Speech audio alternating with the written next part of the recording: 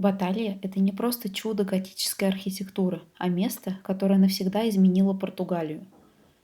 В далеком 1385 году португальцы выиграли одну из самых важных битв за свою независимость– битву при Алжубаротте. Победа была настолько значимой, что будущий король Жуан I пообещал Деве Марии, если они победят, он построит храм в ее честь. Так началось строительство монастыря Санта-Марии-де-Витория, который возводили почти 2 века. И это не просто здание. Здесь воплотился уникальный португальский стиль поздней готики с элементами мануэлина, который нигде больше не встретишь в такой выразительности. Сегодня для визита открыто 11 объектов монастыря, которые вы можете посмотреть, пройдя их один за другим по заранее распланированному маршруту. Для начала вам нужно купить входной билет. Видео было сделано в июле 2025 года, и на тот момент для держателей португальской резиденции был билет бесплатный, а стоимость билета составляет 15 евро. Для молодежи скидка 50%, то есть 7,5 евро. Визит начинается с главного входа, через который вы попадаете в церковь монастыря. При входе справа вы увидите небольшую комнату, называемую «Часовней основателей». Здесь похоронены Жуан I и его жена Филиппа Ланкастерская, чьи гробницы стали настоящими произведениями искусства.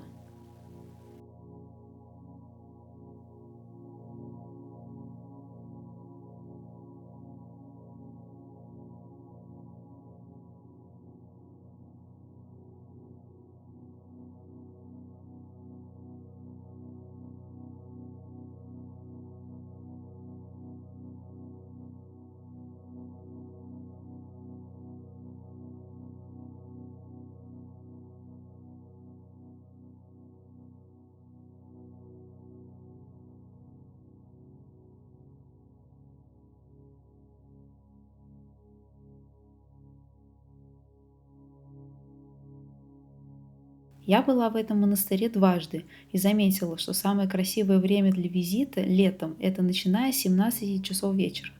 Солнце опускается, его лучи проходят прямиком через витражи, отчего становятся красиво окрашенные стены и полы. Рекомендую, такого не бывает в дневное время.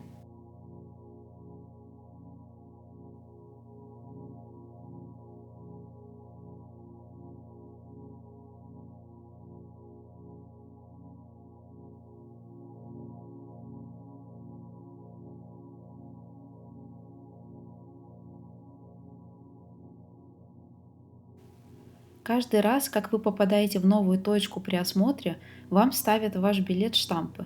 Во-первых, для того, чтобы проверить, есть ли у вас билет.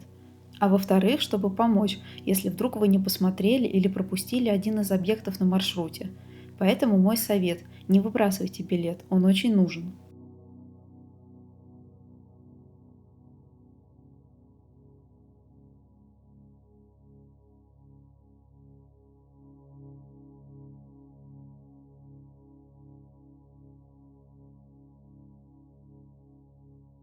После церкви вы попадаете непосредственно в здание самого монастыря.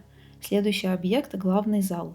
В этом зале находится мемориал, посвященный португальским военным в Большой войне. Здесь находятся могилы двух неизвестных солдат, привезенных из Франции и Мозамбика в 1921 году.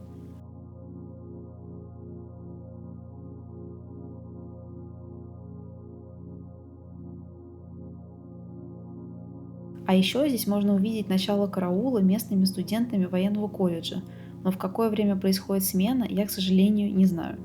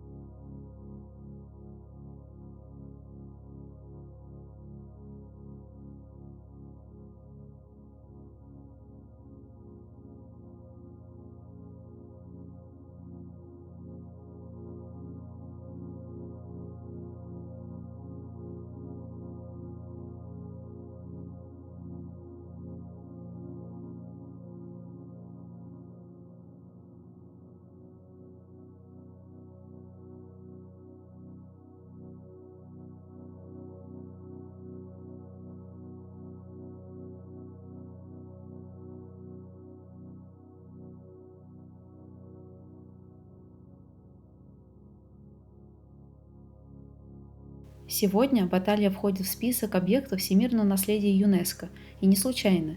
Ее невероятные арки, лабиринты коридоров, витражи и незавершенные капеллы выглядят как каменная фантазия, где каждая деталь раскрывает свою историю.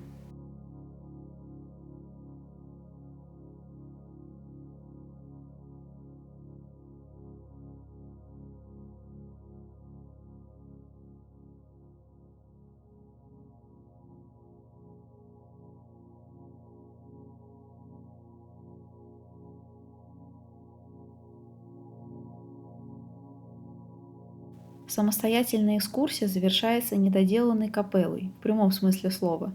Этот монастырь строили 7 разных королей и 15 архитекторов. Обречен ли был монастырь на провал из-за такой организации? Конечно, нет, потому что какое масштабное здание в прошлые века строилось за год или хотя бы за 10 лет? Вон Саграда де Фамилия в Барселоне больше 100 лет строится, и ничего. Но почему же она недоделанная? А началось все со смерти последнего седьмого короля Дуарта I, который принялся за продолжение строительства ротонды, но заболел чумой и умер. В 1386 году строительство началось, а в 1438 умер король. Строительство шло 52 года. После смерти короля решили оставить все как есть, а заодно и название дали особое – Капелла Имперфейта, что обозначает «незавершенное». Хотя мне больше нравится перевод не идеальное, но он неправильный.